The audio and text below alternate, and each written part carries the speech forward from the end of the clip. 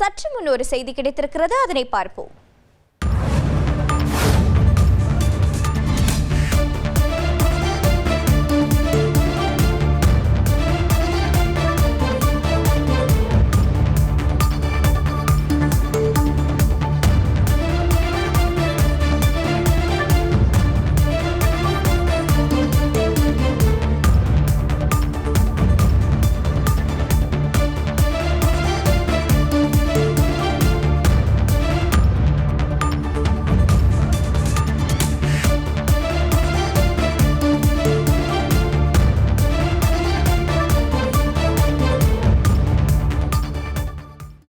அண்மைச் செய்தி. கச்சத்தீவு விவகாரம் தொடர்பாக தமிழக வெற்றிக் கழக தலைவர் விஜய் அறிக்கை ஒன்றினை வெளியிட்டிருக்கிறார்.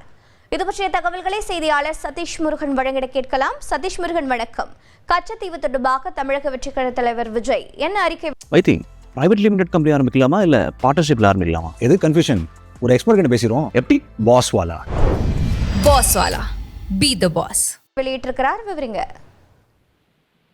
தமிழக வெற்றி கழகத்தினுடைய தலைவர் விஜய் இன்றைய தினம் கச்சத்தீவு தமிழக மீனவர்கள் பிரச்சனை, அதே போன்று இலங்கை தமிழர்களுக்கு இருக்கக்கூடிய பிரச்சனைகள் என்று உள்ளடக்கிய பல்வேறு இலங்கை தொடர்பான பிரச்சனைகளை உள்ளடக்கிய ஒரு அறிக்கையை வெளியிட்டிருக்கிறார். குறிப்பாக சொல்ல வேண்டும் என்றால், இன்றைய தினம் பிரதமர் நரேந்திர மோடி இலங்கைக்கு செல்ல உள்ள நிலையிலும் அவருக்கு வலியுறுத்தும் வகையில், அதாவது பிரதமர் மோடிக்கு இது போன்ற பல்வேறு விஷயங்களை சுட்டிக்காட்டி இலங்கை தொடர்பான இந்தியாவும் இலங்கைக்கும் தமிழகத்துக்கும் இலங்கை தொடர்பான பல்வேறு விஷயங்களை சுட்டிக்காட்டி இந்த அறிக்கையில மிக முக்கியமான அம்சங்கள் இடம்பெற்றிருக்கின்றன. குறிப்பாக சொல்ல வேண்டும் என்றால், கச்சத்தீவு மீனவர்களின் பாதுகாப்பு நிரந்தர தீர்வாகும். கச்சத்தீவு மீட்டில் இடைக்கால தீர்வாக 99 வருடங்களான குத்தகை ஒப்பந்தமே என்பது குறித்து அவர் தெரிவித்திருக்கிறார். மீனவர்கள் நலன் மற்றும் கச்சத்தீவு சார்ந்த தமிழக வெட்டுக்கழக பொதுக்குழு தீர்மானம் தந்த அழுத்தம் தமிழ்நாடு அரசை தமிழக நிலைப்பாடான கச்சத்தீவு மீட்பு மற்றும் மீனவர் பாதுகாப்பு நிலைப்பாடு நோக்கி நகர வைத்துள்ளது என்பதை குறிப்பிட்டிருக்கிறார்.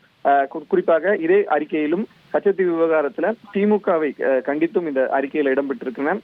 குறிப்பாக 1974 ஆண்டு கச்சத்தீவு கைவிட்டு போக காரணமாக இருந்தது திமுக தான். அதே போல 1999 ஆண்டு முதல் 2014 ஆண்டு வரை காங்கிரஸ் கட்சியினுடைய கூட்டணியில் இருந்த திமுக அதை மீட்பதற்கான எந்தவித நடவடிக்கையும் எடுக்கவில்லை என்பதையும் சுட்டிக்காட்டியிருக்கிறார்.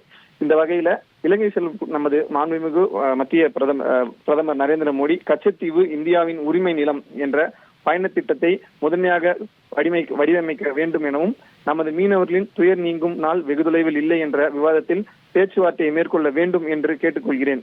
அதே போல பிரதமரின் இந்த இலங்கை பயணத்துல தமிழக மீனவர்கள் மற்றும் இலங்கை தமிழர்கள் வாழ்வில் ஒளியேற்றுவதற்காக மட்டுமே இருக்க வேண்டும் எனவும் அந்த அறிக்கையில தெரிவித்திருக்கிறார். உங்களுடைய தகவல்களுக்கு நன்றி சதீஷ் முருகன்.